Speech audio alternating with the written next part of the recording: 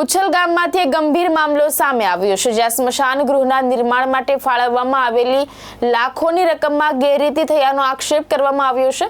સ્થાનિક રહેવાસીએ જિલ્લા વિકાસ અધિકારીને લેખિત અરજી કરી તપાસ અને કાર્યવાહી કરવાની માંગ ઉઠાવી છે।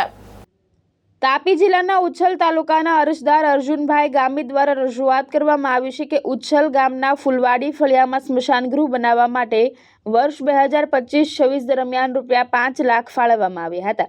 ઉપરાંત વર્ષ 2021-22 દરમિયાન કમ્પાઉન્ડ વોલ માટે પણ ₹5 લાખની ગ્રાન્ટ આપવામાં આવી હતી।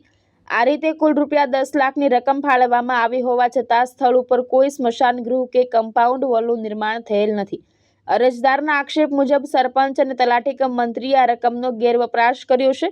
વધુમાં મૃતદેહ દહન માટેનું સ્ટેન્ડ પણ ગામમાં ઉપલબ્ધ નથી, જેના કારણે લોકો આજે પણ ખુલ્લામાં લાકડા વડે અંતિમ સંસ્કાર કરવા મજબૂર બન્યા છે। આ સ્ટેન્ડ અન્ય ગામમાં હોવાનો પણ આક્ષેપ કરવામાં આવ્યો છે।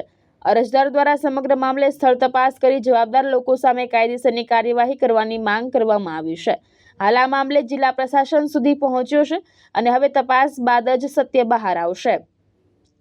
હંસરાજ પાડવી સાથે દીપેશ વળવી, દ્રષ્ટિકોણ ન્યૂઝ, તાપી।